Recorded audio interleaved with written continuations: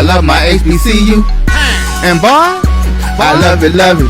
I love it, love it. I love my HBCU. And man, I hope my team they won one. I hope my team they won one. Yeah, man. I hope my team they won one. I hope my team they won one.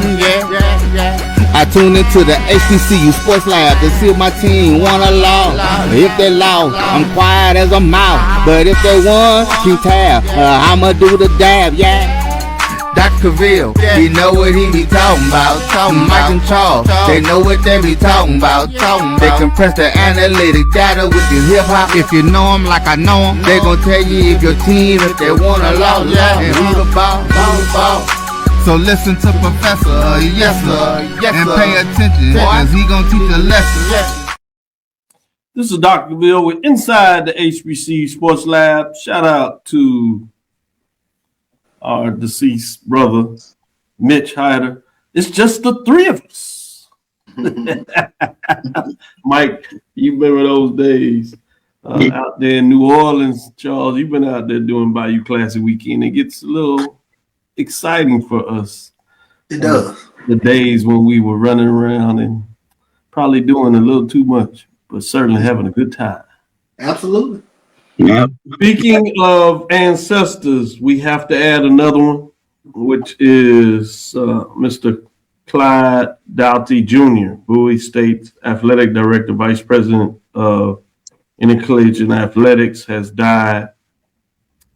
He was a revered leader in HBCU athletics, the university announced earlier today. Doughty, who joined Bowie State in 2015, built a legacy of athletic and academic excellence across the Bulldogs programs. Under his leadership, Bowie State became a perennial power in the CIAA, highlighted by multiple conference championships in football, women's basketball, track and field, men's basketball as well, I will add. Quote, "We are deeply saddened to share the passing of Clyde Doughty Jr., Vice President of Bowie State Athletics and Recreation," the school said in a statement. Since joining Bowie State in 2015 and being elevated to Vice President in 2018, his leadership and vision helped shape a standard of excellence for Bulldog athletics. His legacy will forever remain. Our thoughts and prayers are with his family, friends, and the entire Bowie State community, end quote. Before arriving at Bowie State, Doughty spent more than 30 years at his alma mater, later Vice President of Athletics at the New York Institute of Technology. His career embodied a lifelong dedication to education and sports, often emphasizing the importance of mentoring student athletes beyond the playing field.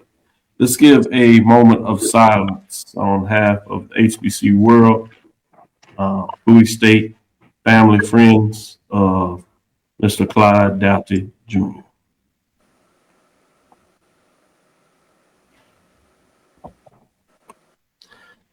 With that being said, let me go to you and give our opening statement as we like to do. Welcome to episode 776 of Inside the HBCU Sports Lab radio show and podcast, the show that's covering the sporting HBCU diaspora, all things HBCU sports for institutions large and small, from the NEIA to the NCAA.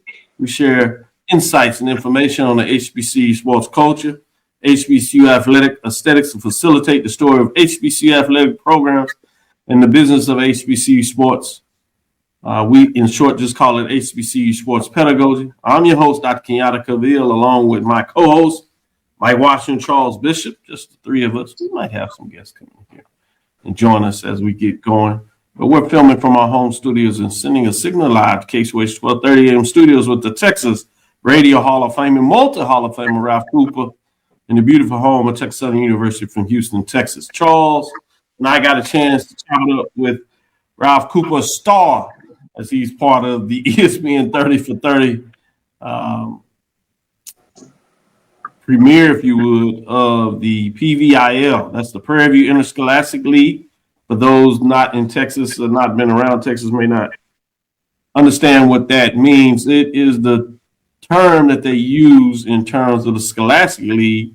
Many people understanding are familiar with the university, UIL, in the state of Texas, but there were as a time in this country that you all recognize where there was segregation, and there was still those that wanted to see African American Black people, Negroes, term they called at that time, have an opportunity in whatever endeavors they had, and to do that at the high school level, K through 12, athletics, sports, and outside of this, those understand that there are other curricular activities.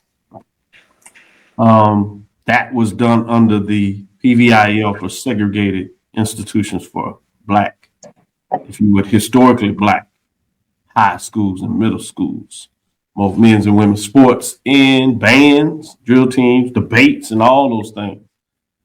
They focused obviously on the sport, so it was good information, really entertaining, and certainly would recommend any of you all check that out. We'll give you some more information. It will debut in February, History Month.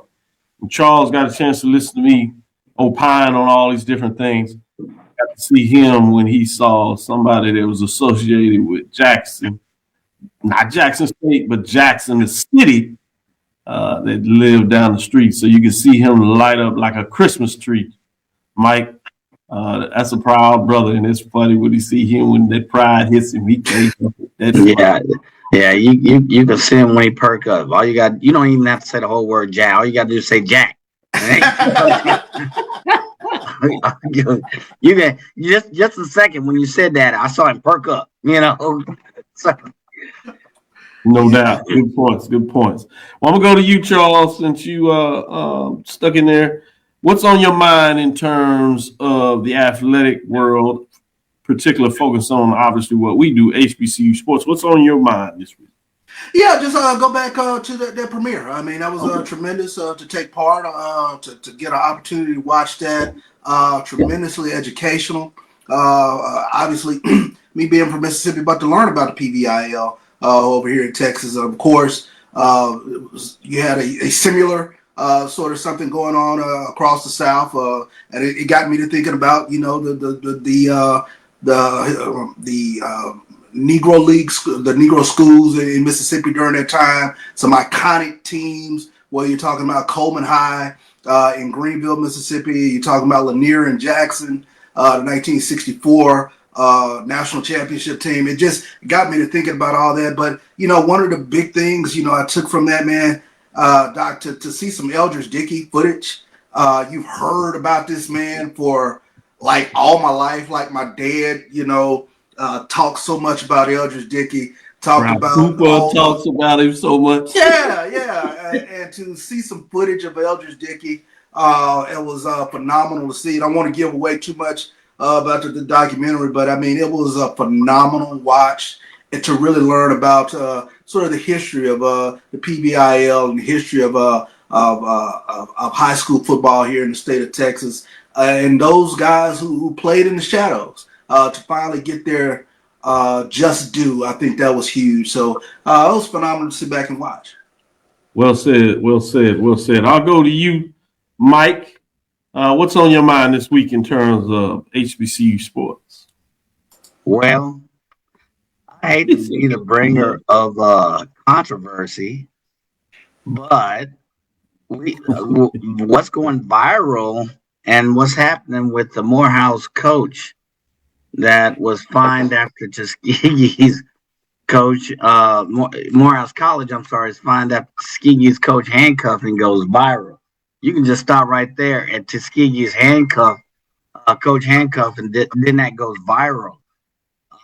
So it's interesting because the SIAC has fined Morehouse College and cited the institution for failing to meet required game security standards following an incident in which Tuskegee's men's basketball head coach, Benji Taylor, was handcuffed by campus security after a January 31st game between the schools. So SWAC Commissioner Dr. Anthony Holman announced Monday that the conference completed a comprehensive review of the incident, which occurred at the conclusion of Morehouse's game against Tuskegee. And according to Holman, the review determined that Morehouse did not comply with SIAC policy 1.9 sub project whatever, which governs host institution. I'm putting my little 2.5 years of law school together, whatever. Which says the host is to have a responsibility for crowd control, ensuring safe entry and exit of visiting teams and participants. So to sum it up, as that the SIAC has imposed a fine on Morehouse College. What I want to say is, I saw that this brother was in handcuffs and had the coolest walk for somebody in handcuffs. I'm serious.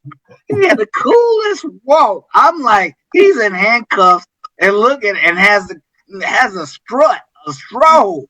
So I know at the story is the findings, and the lawsuit, and kind of the why, and what gets caught is the details, and we try to overshade it with these legal findings. But I just want to point out that brother, if I get arrested, I'm gonna look just like that. So I wish I could be that cool. You sure right. I know I would be pissed trying to figure out what y'all doing. But with that being said, I do want to shout out Dr. Holloman. Obviously, you got to wrinkle everything, and he's looking at it from the SIAC, and I thought him able to get information out first thing Monday was important. Tuskegee jumped in there and got their story out, and Morehouse still waiting to get their story out, is my understanding. So not sure what that's about. But with that being said, for those that want a little more detail, particular from Sunday night, you can watch it on the Sports Wrap show. They did a really good job of bringing people in to that. Stephen Gaither, Kyle Mosley, to talk about it from different perspectives of media people, particularly from a media perspective. Obviously, Kyle Mosley got a chance to talk about it a little more with being a Morehouse man and it being his alma mater. So that was good information. So if you have a chance and you haven't watched it, go back and check that out and you get it full of detail. With that being said, let me go to you, Charles. What else is on your mind? Well, aside from everybody dropping their schedules and a lot of conversation going on with that, but I have to say some of the rollouts, Grambling, Jackson State, those are phenomenal. Prairie View, those are really good. So shout out to the media teams for the way you've gone about putting out your story with regards to your schedule to get the fan base fired up. So now it's time to go purchase those season tickets. But let's take a look at the MEAC. Great point. Before you say that, I was jumping in there. I want to shout out Jackson State. What they put out there in terms of their video was really good. I hadn't seen Grambling yet, so I look forward. Grambling is pretty cool. Grambling is pretty cool. Go ahead, Mike. Now, Charles, it's time to go purchase what? It's time to go purchase those season tickets. Absolutely. There was a good viral video by a PV student. It was a call out to alumni and whatever about supporting your team. But this applies to any team. Whatever your team is, purchase season tickets. Support SWAC football. And I thought the young man had some very good points. Sorry about that. See, when you said that triggered me a little bit. So no, that was a good point to put out there too. Yeah. I got to see that video referencing. I'm sure y'all talk about it on the 1876 podcast, going into details. Very good one to do that. Let me go back to you, Mike. As we're up on it, anything else you want to get in there before we get into the first break? Yeah, the only thing I'll add up is SWAC softball preseason poll rankings. Oh yeah. I just want to say preseason poll were voted upon by the league's head coaches in sports. And it looks like Jackson State was picked to finish first in the SWAC's Eastern Division. The Lady Tigers tallied 11 place first votes and 105 total. Florida A&M, Alabama State, then Bethune. Alabama A&M came in second, third, fourth, and fifth. And Mississippi Valley. Okay, they came in sixth. And then on the west side, Prairie View A&M was tabbed. Prairie View A&M was tabbed to finish first place in the SWAC's Western Division. The Panthers amassed a league-leading 14-place votes, 110 total votes. Texas Southern, Grambling State, UAPB, and Alcorn highlight the rest of that falling out in second, third, fourth, fifth, and sixth, respectively. So let's later, but I just wanted to let you know that the softball preseason rankings, softball is really exciting, and the preseason rankings look just equally as exciting. Good stuff, Mike Charles. I'll let you sneak one more in since you added on a little bit to the PVIL, so I hadn't gave you a chance to see if anything else, or we can take our first break. That's up to you. You can comment on the on softball, whichever direction you want to go. What's on your mind?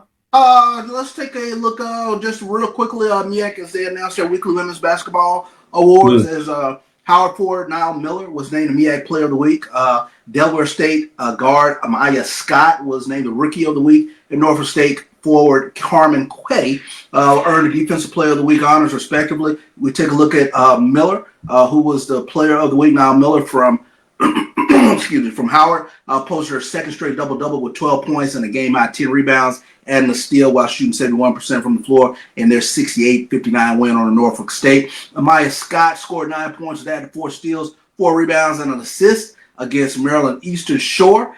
She was the Rookie of the Week. And Quetty, the senior forward, garnered her second straight MEAC Defensive Player of the Week honor after anchoring the Spartans' defense with 5 blocks, 6 rebounds, and 1 steal while contributing 12 points against Howard. So those are your MEAC Women's Players of the Week. Good stuff. Good stuff. Let's take our first break. Come on the other side, and we'll go into the mid-major top 5 in week number 5. We'll be right back after this first break. For over 30 years, HBCU Image has been more than just an apparel store. We've been a movement, a statement, a legacy. We celebrate the pride, the purpose, and the culture that make historically black colleges and universities legendary.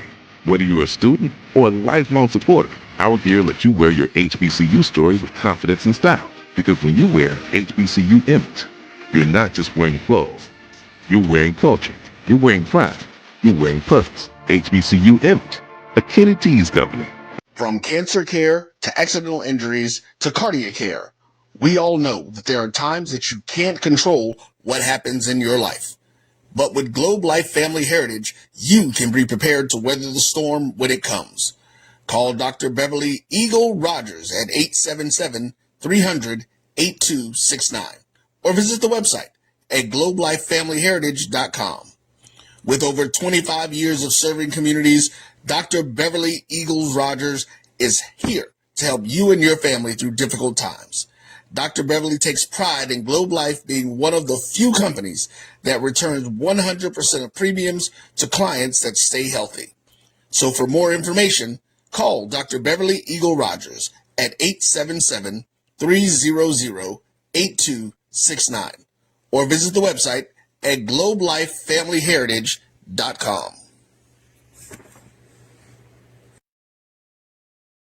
Are you hungry for authentic Caribbean food like jerk chicken, oxtail, red snapper, shrimp, tofu, and rasta pasta? Well, find your way over to Mango's Caribbean Restaurant, 180 Auburn Avenue, right next to Royal Peacock in downtown Atlanta. Them belly full, but we hungry. Mango's Caribbean Restaurant, open daily from 11 a.m. to 10 p.m. And on Friday and Saturday, we're open till 4 a.m. Come to Mango's and put some spice in your life. So we've got a good thing going.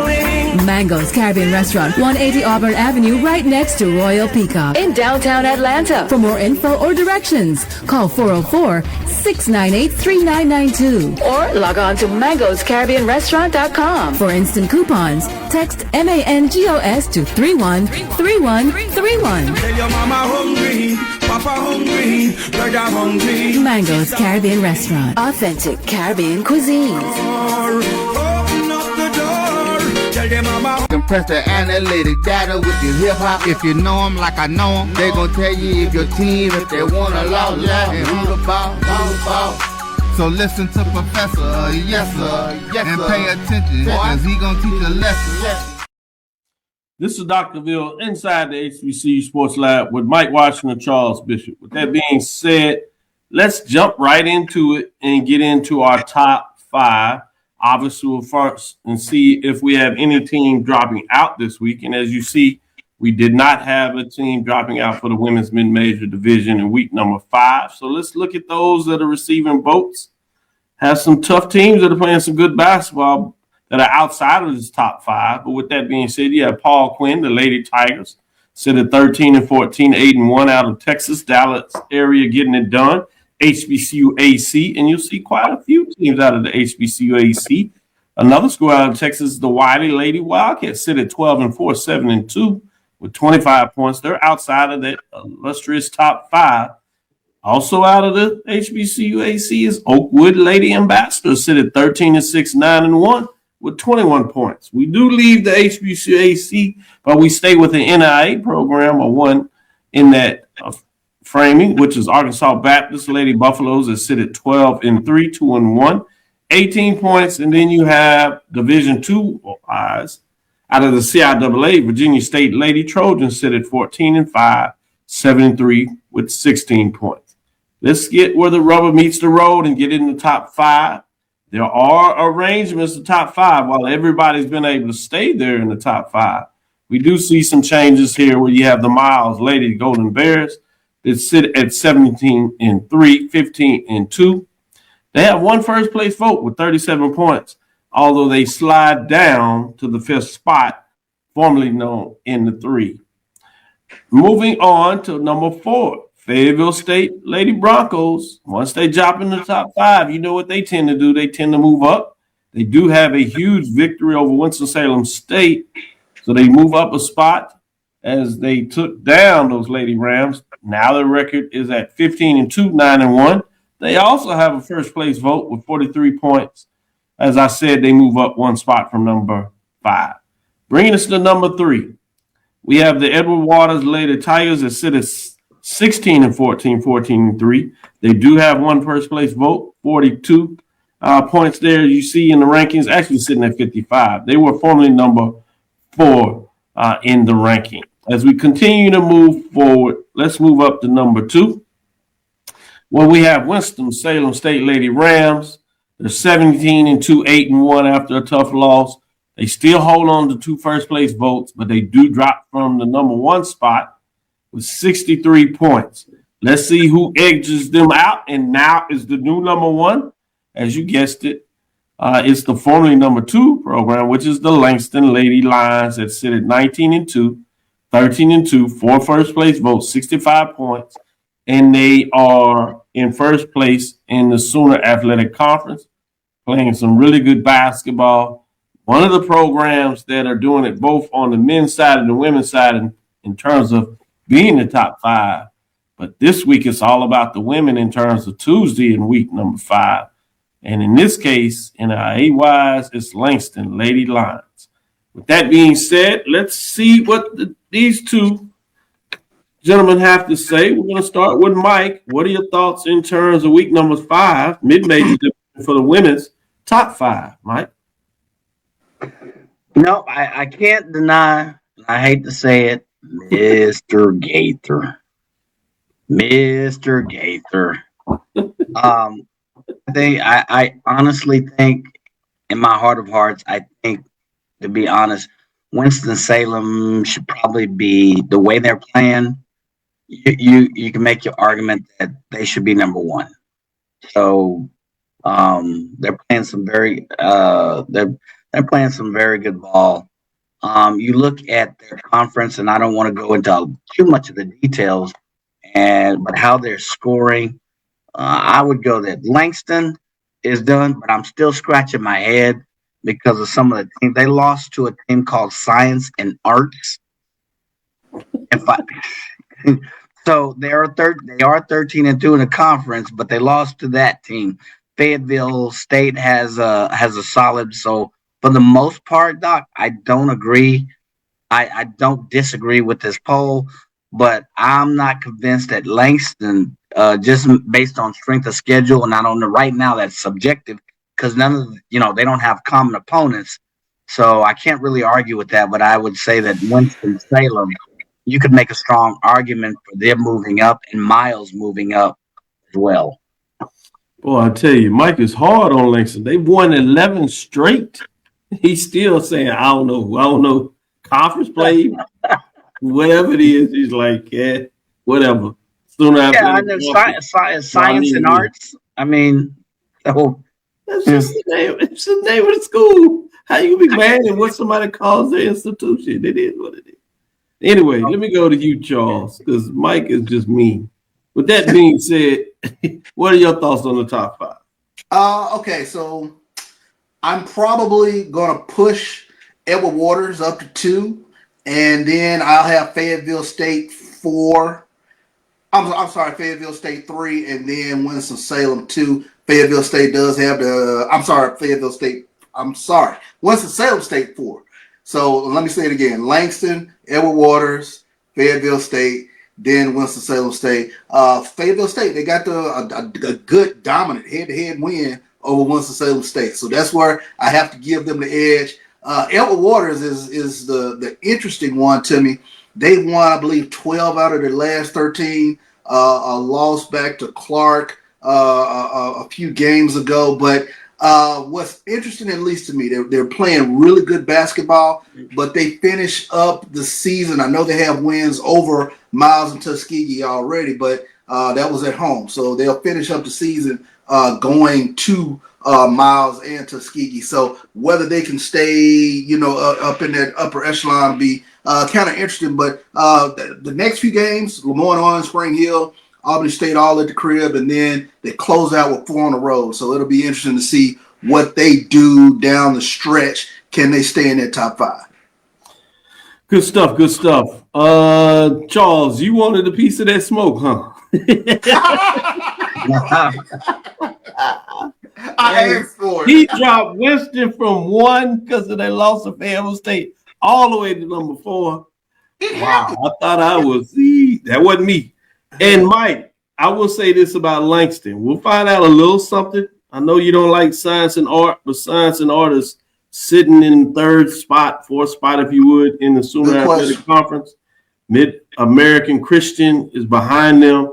Nelson, which is in 2nd place, 1 game back. They played the last game of the season, and they do play that in their gym. This week they go, if you would, in terms of Thursday, they're at Mid-American. They're sitting in 3rd spot. And then that Saturday, they host science and art.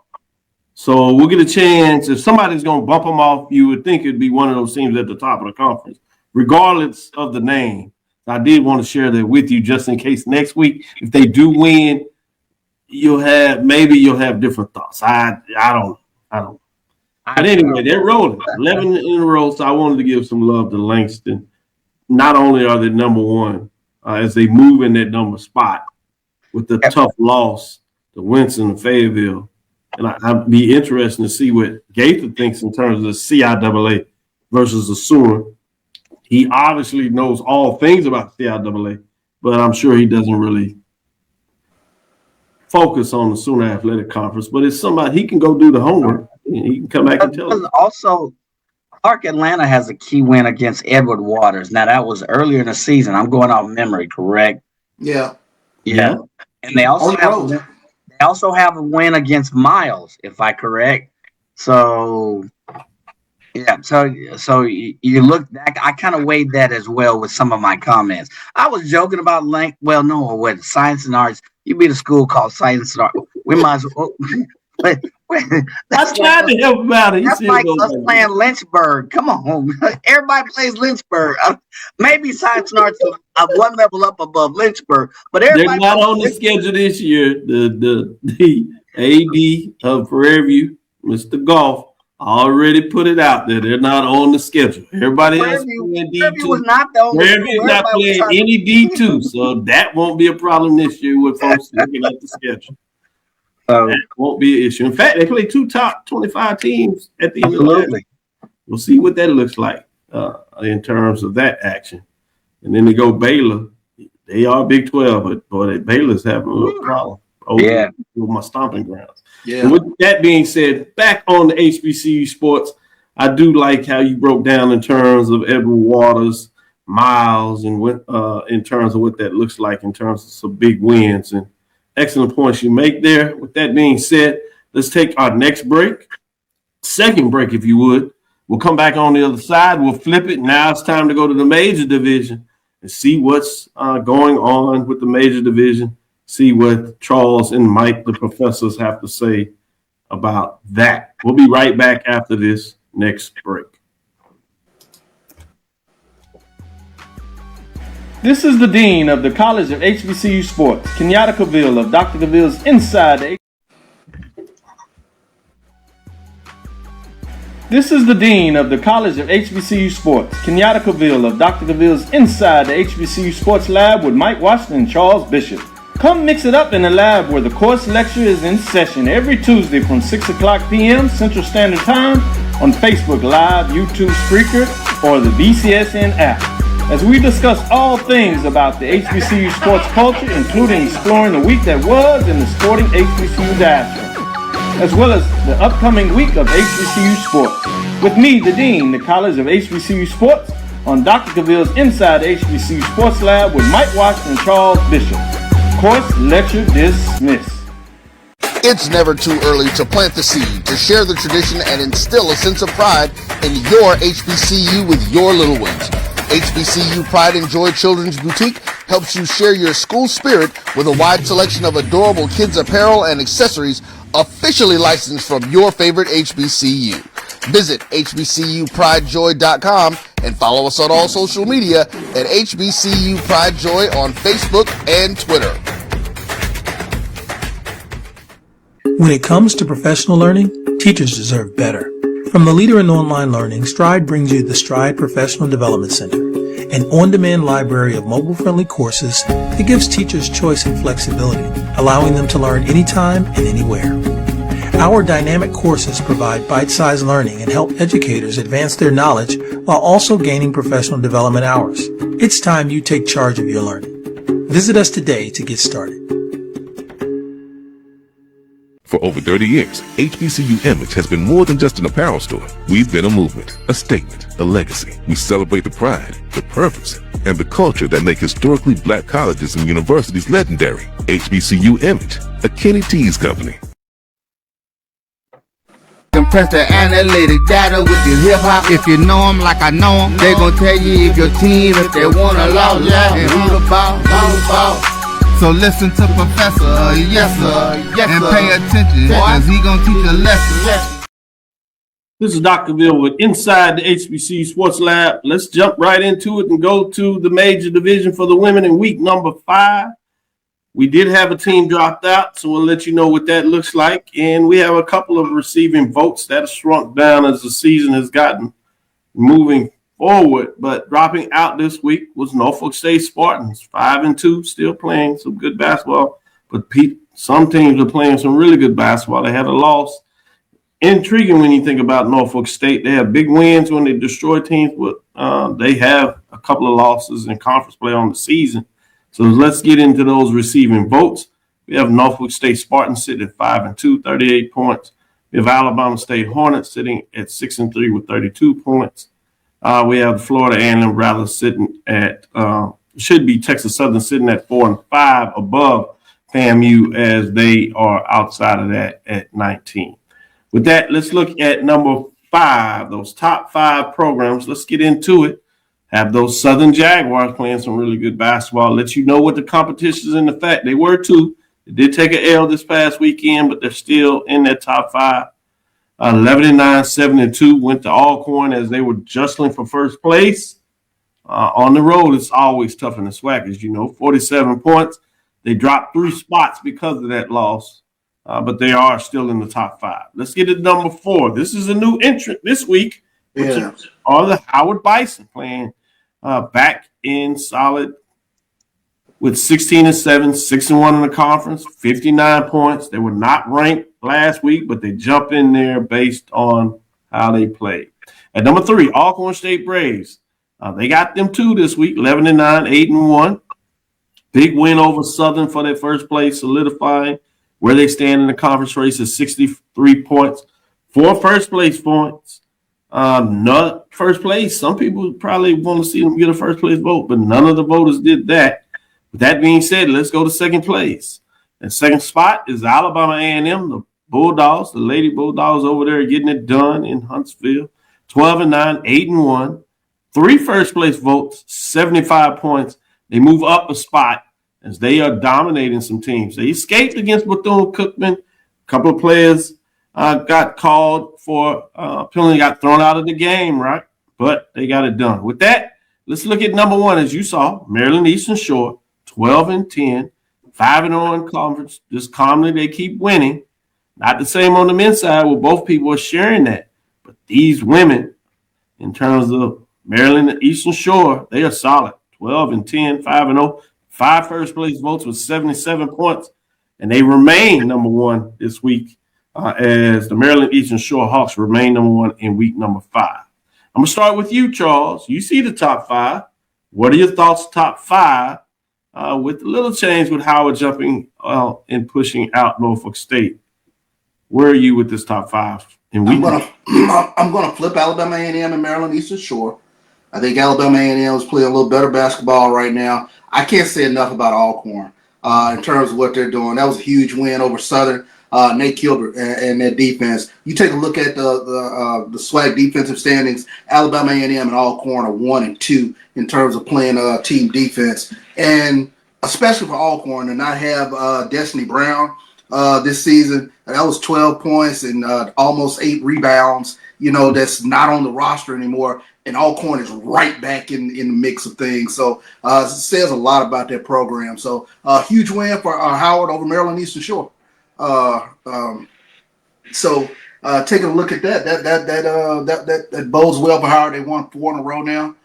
So I definitely agree with them being where they are. So I should say, let me back up. Big wins over Morgan State and Norfolk State this past week for Howard. So they are where they are. Big weekend, or I should say big Monday coming up, or Saturday I should say, coming up for Alabama A&M and Southern. That's going to be a huge one down there on the bluff. So looking forward to that matchup with Alabama A&M. Alabama A&M on the road against Grambling, on the road against Southern. It could be an 0-2 week. Grambling is struggling a little bit now. They're struggling. You can see them doing Saturday, but like you said, those Manic Mondays, they kind of do that to you if you don't rebound and you let that loss linger if you do take the loss to Southern. So great point. Be interesting, fascinating basketball to watch. Good for the conference in terms of teams that are sitting in the upper half of the standings. Alabama A&M tied for first at 8-1, sitting at 2-3 in this, and then Southern at 5. So you do have that 2 versus 5 matchup in terms of our rankings. With that being said, Mike, what direction are you going in the major division for week number 5? Well, we're going week to week standards. I would also agree with switching Alabama A&M and Maryland Eastern Shore. Alabama A&M and Howard right now are the 2 most balanced teams. You look at where they stand in their respective conferences in scoring and defense, meaning they're scoring a lot of points but allowing less. Their scoring to defensive ratio is better right now. And you can also tip your hat a little bit to Alcorn State as well, not as strong on the scoring side. But here's my point with Maryland Eastern Shore. I think they have, there was one key loss that they had. They had a loss to God. I can't remember it. I'm sorry. They lost. They had a loss to North Carolina Central when the rankings were completed, because they normally don't do the Monday because they started the Thursday, but because of the freezing rain and snow, they snuck in the game too, just like the men, which I broke down, and you'll see that in the poll rankings. But I'm glad y'all bringing that up, such that people can be aware that Maryland Shore is now 10, 12-11 and 5-1.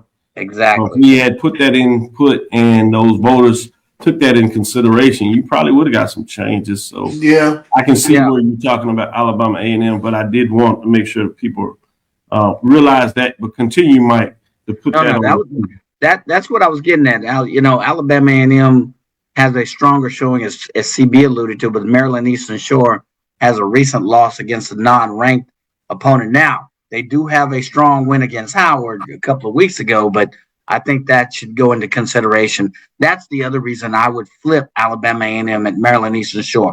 I still say that they're 2 or 3, probably 2, but that was the other point. So thanks for adding a little bit of light on that for me. So, but I like what Howard is doing as of late, being a very balanced team. I want to see a little bit more of Howard, because if you look at their schedule, they have Maryland Eastern Shore. They have another one against Morgan State. I want to see how they do against those opponents in the next couple of weeks. Good points that you're making there. We do not get a rematch of that Alcorn State game, where obviously that's going to linger for a lot of folks until they match up again at 76-34. So you make good points, because you're talking about Alabama A&M has won 8 straight. You add in now the loss of Maryland Eastern Shore. It does stick out like a sore thumb. And you're talking about the Braves winning 6 straight. So that matchup between the Braves and Southern looms large in terms of maybe giving Alabama A&M some breathing room. They have their games coming up. It'll be fascinating to see what that looks like. I'm fascinating in terms of some of the games coming up this weekend, and we'll talk about some key matchups. We'll take our next break. We'll come back on the other side, and we'll talk about some of those key matchups and maybe even sneak in a little bit on the men's side, depending on what time we look at. But we'll focus a lot in terms of those matchups. We'll be right back after this last break and talk some more women's basketball, particularly at the major division, and talk more about some of these key matchups and see what these gentlemen think. From cancer care to accidental injuries to cardiac care, we all know that there are times that you can't control what happens in your life. But with Globe Life Family Heritage, you can be prepared to weather the storm when it comes. Call Dr. Beverly Eagle Rogers at 877-300-8269 or visit the website at globelifefamilyheritage.com. With over 25 years of serving communities, Dr. Beverly Eagles Rogers is here to help you and your family through difficult times. Dr. Beverly takes pride in Globe Life being one of the few companies that returns 100% of premiums to clients that stay healthy. So for more information, call Dr. Beverly Eagle Rogers at 877-300-8269 or visit the website at globelifefamilyheritage.com. And we have to fund our kids in these colleges, and we have to make sure our kids have seats in these colleges. Now, what about HBCUs? You mentioned. Absolutely. You got to fund them all, and you got to make sure they're properly funded. You know, the real reason why I went after Comcast and Charter, it didn't have anything to do with my cable networks. It didn't. What happened was a gentleman wanted to do the Black College Sports Network in partnership with the HBCUs. And Comcast did not accept it. And that would have made a lot of money for these black colleges. Absolutely. And it would have educated the Black College Sports Network. This is what he wanted to do. That would have educated a lot of black kids. And when they didn't do that, that's when I came off the bench and said, okay, I'm going to light you up like a Christmas tree. Okay. That was the real reason why I got into it, was when I saw what happened with the Black College Sports Network, which I don't own. I just knew. Why didn't you buy it? I just knew. I just knew that these black. I like that talk. All right. I knew that these black colleges were going to benefit, and these black kids were going to get the education that they deserved and not have to pay. There's a shot. It might be. It could be. Right field. Grand slam. What a shot. That's how you get hot, young fella. Thank you guys for what you do for HBCU athletics. This is a fantastic avenue for all of us. This is our ESPN, so we love what you guys do, and all you guys at BCSN. We really appreciate what it is that you guys do for us. Movement, a statement, a legacy. We celebrate the pride, the purpose, and the culture that make historically black colleges and universities legendary. HBCU Image, a Kenny T's company. You're looking for the latest information. Compress the analytic data with your hip-hop. If you know them like I know them, they gon' tell you if your team, if they want to lose, and who the ball. So listen to Professor, yes sir, and pay attention, cause he gon' teach a lesson. This is Dr. Cavil with Inside the HBCU Sports Lab. I want to get back in here and give you some updates. One, I want to start out the Wednesday game, Maryland Eastern Shore at South Carolina State, makeup game that was canceled because of the weather that was going on in the North Carolinas, I should say. You have Maryland Eastern Shore coming in at 12-11, 5-1 after their last loss to North Carolina Central. They're at South Carolina State, 5-15, 2-3 in the conference race, so they're not necessarily a pushover. Any concerns at Maryland Eastern Shore? Can't get back off the map? or should they be fine in this matchup for you, Charles? I think Maryland Eastern Shore will be fine. Anything for you, Mike? Any concern with that matchup for you? No, I think Maryland Eastern Shore will be fine. And why do I say that? Because, you look at Maryland Eastern Shore, they're scoring 63 and points per game, and South Carolina State scoring about 56, but allowing almost as much scoring on the defensive side. So I think Maryland Eastern Shore will be fine. All right, let's switch to the SWAC on their Thursday games, and then we'll go back to the MEAC Saturday games and go to the SWAC on their Saturday games for women. So let me give you the list of the games on Thursday. You have Jackson and Arkansas Pine Bluff. UAPB is hosting the Tigers of Jackson State. You have Alabama State traveling to Southern. So the Jaguars are hosting the Hornets. You have Alabama A&M, obviously going to Louisiana. They're up north, Louisiana, at Grambling. Then you have Alcorn State and Mississippi Valley. Mississippi schools going at it. You have Prairie View taking that long trip to Florida. That's Prairie View at FAMU for the women. And then, obviously, that means Texas Southern is at Bethune-Cookman, also for the women on Thursday. Which of those games, if any, stand out to you and why, Mike? Anything there that gives you pause, or do you see it just kind of going chalk this Thursday before anything else takes place? So if I have to take a deep look at it, and I'm looking at, Alabama A&M, they have Grambling. That's not so much a scare. I guess the one that would probably give me pause, and forgive me for, because I lost power here for a quick second. No problem. You want to break it back down? Yeah, so that Southern Alabama State game. That's gonna make that one work, huh? Yeah, I'm gonna make that one. That's a 3 and a 4. That's a 3 and a 4. 7-2 versus 6-3. That one kind of stands out to me as one that we need to keep an eye on. Interesting. Record-wise, I agree. Janetta Haynes is making some magic early in her first year. From that perspective, I agree with you. She has to go on the road. She's familiar with Southern. Boy, she used to have some legendary matchups. Charles, back in the day at Texas Southern and Southern, some of them were so legendary that cost Texas Southern a chance at a tournament run when they kind of got overboard at the end of that game. With that being said, Charles, are you like Mike? You going to go with Alabama State Southern, or anything else stands out for you? No, I think Alabama State Southern. That's the one that stands out for me. Especially take a look at Alabama State. They've won 4 in a row. I think, it kind of started with the trip here to Houston. They come back to the crib and take care of the Florida schools. But I think that's the one that I'm really paying attention to in terms of, like you said, Janetta Hayes really being able to kind of pull that team together. And like you said, they've ripped off 4 in a row now. The other sneaky one, there's like 2 sneaky ones to me on Thursday. Alabama A&M at Grambling.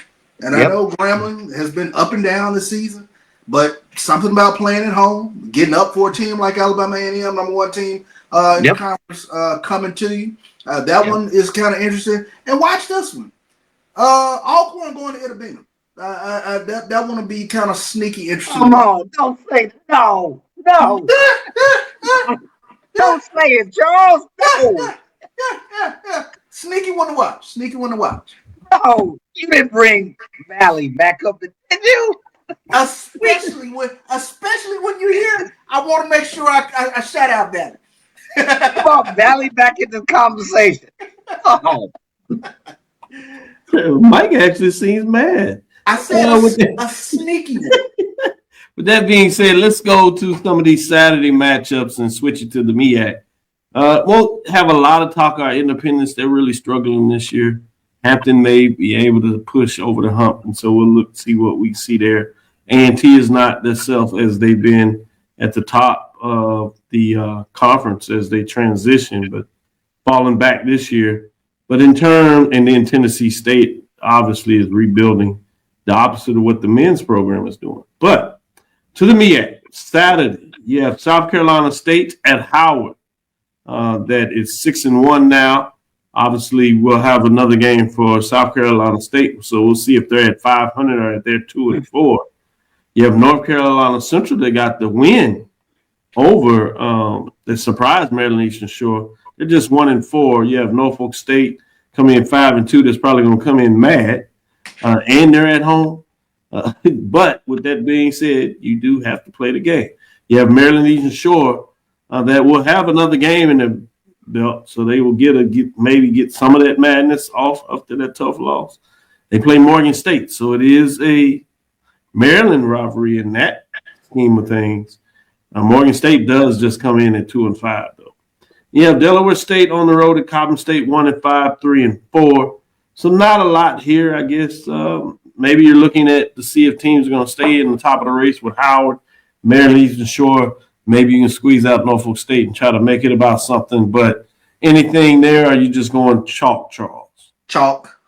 Chalk on that one. Yeah. Yeah, it's hard to get you to squeeze something out of that. I'm gonna go to Mike. Anything but chalk for you in there?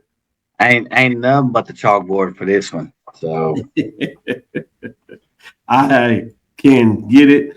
I will check CAA since we're there in it in terms of what they do with their schedule on Friday. Hampton is at Drexel, and A&T is hosting Elon. A&T is coming in 3-6. A&T is also, Hampton, the Pirates, sitting at 3-6. So they got a lot of work to do in that area. But let's go back. Last one, going into the Saturday matchups. Those are a doubleheader after they come off the Thursday showcases. I like to talk about it. On Saturday, you have these matchups. Alabama State Grambling. See if they get any better. You have the Alabama at Southern. I'm sure that's a kicker. Charles already teased that out, so we'll see if he stays there.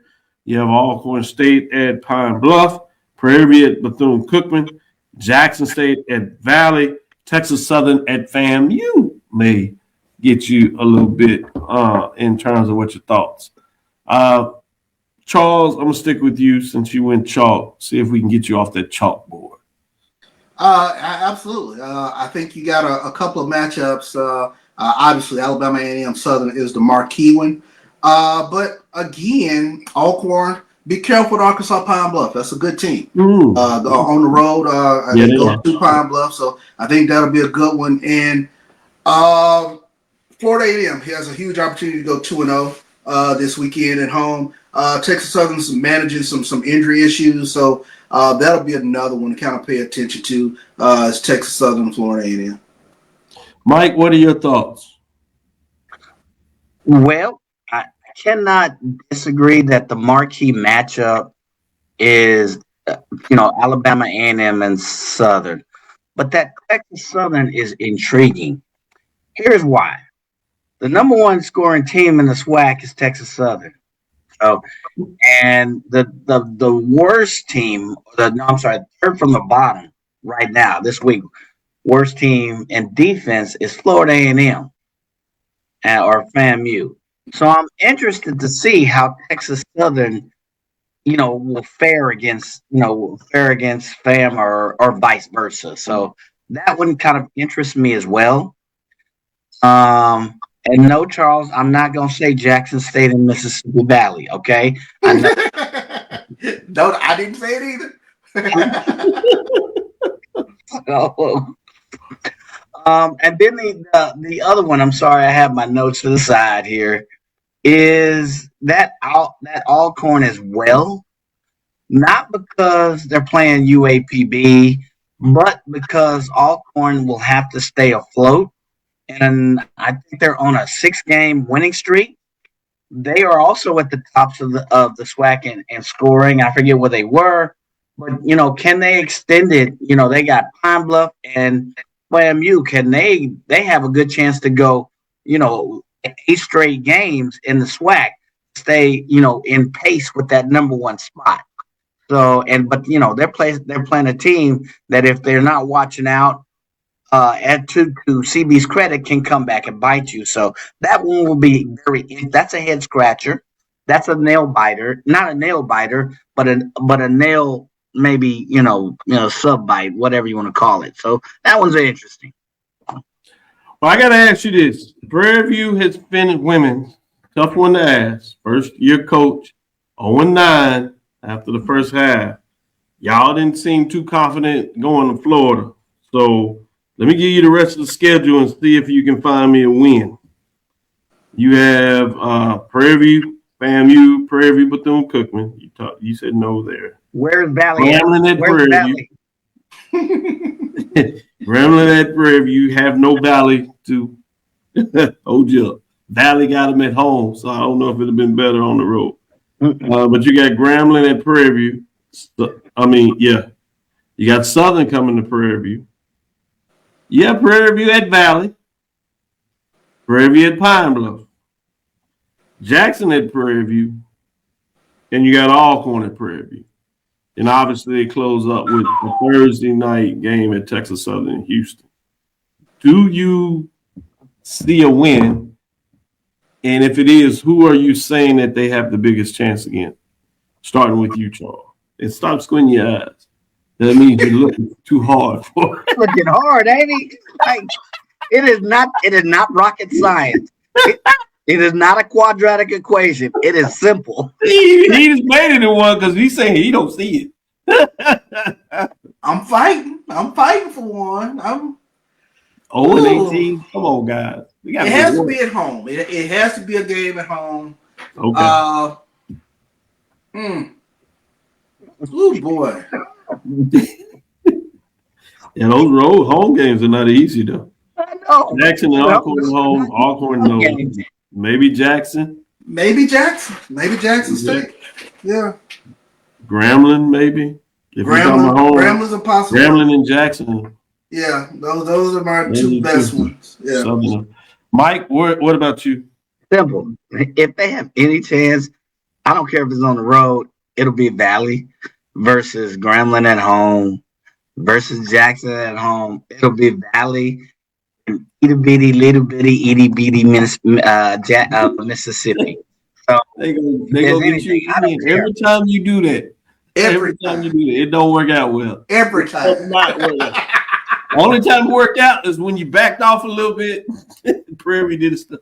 Every time you said if there's a chance. I'm just saying, I'm trying to help you. I'm trying to get the win. What you're doing is not helping with the win.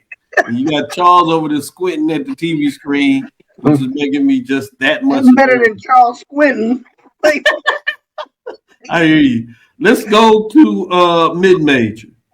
The one out of the SIAC that I think you could maybe think about is a Tuskegee in Columbia, South Carolina at Allen in terms of that matchup.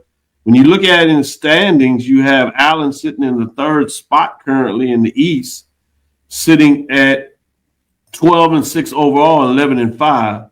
Tuskegee was up there for a minute, but they're have just 6-4 in their last 10. They're at 11-7 and 11-6. Certainly important for both teams, but that's probably your mid-major matchup to watch this week at out of the SIAC.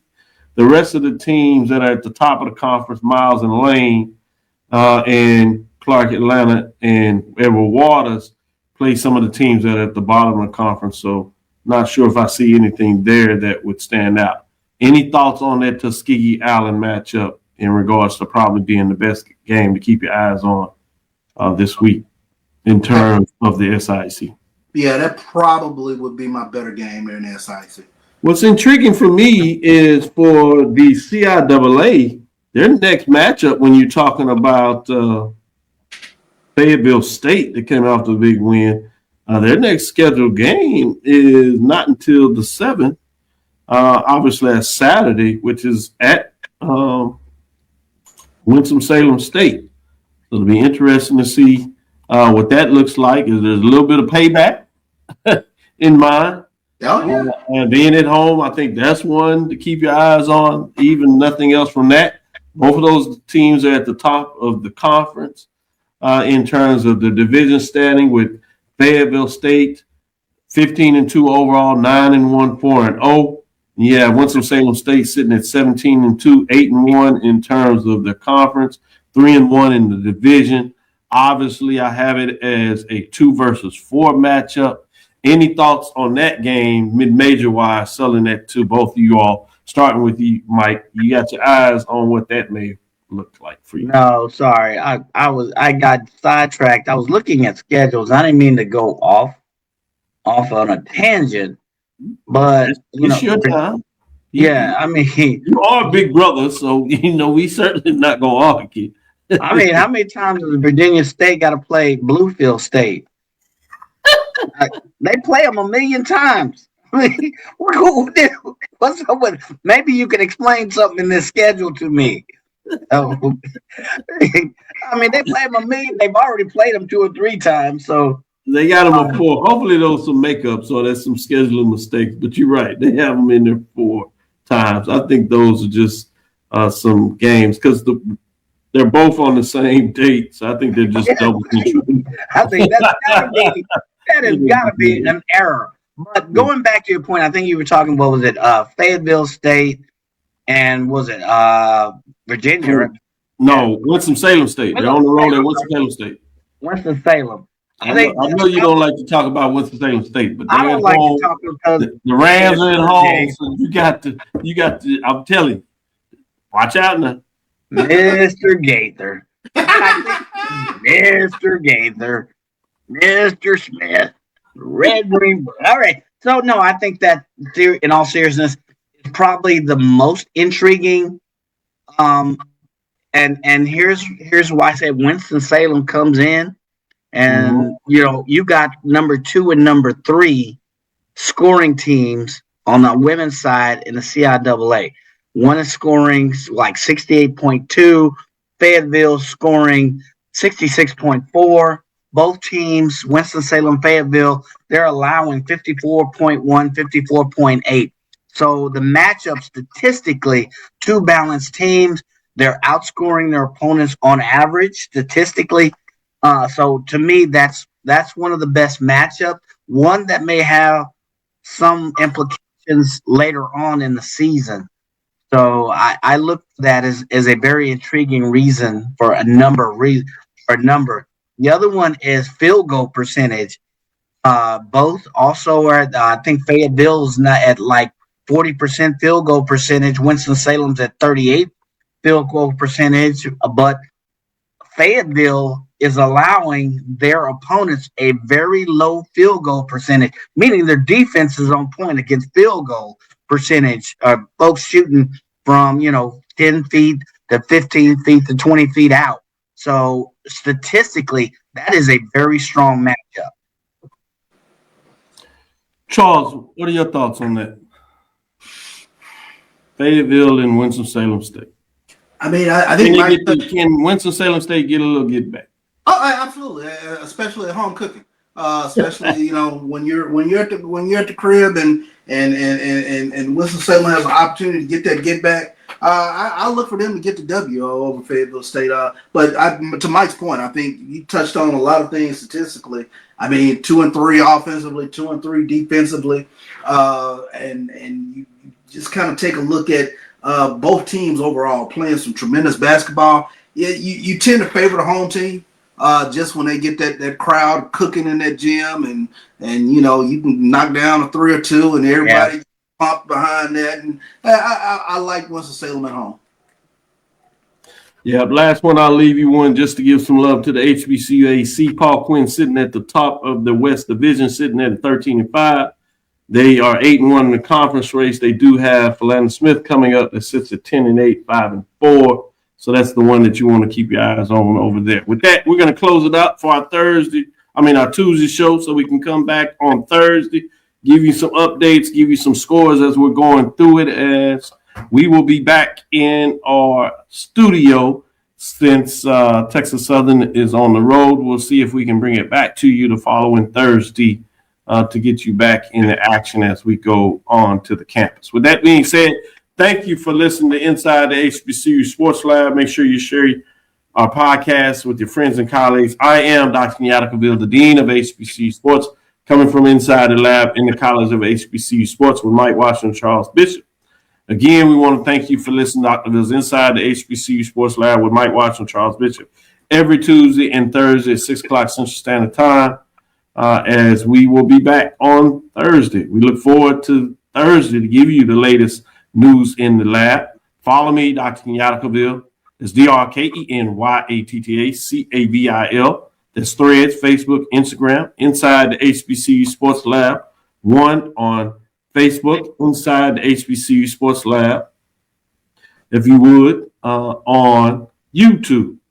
As we say, dream big, continue to move forward. Shout out to Morehouse, obviously having to deal with some challenges in terms of what took place, but they are back in the basketball side of things, and they have played some really good basketball. So I wanted to shout them out.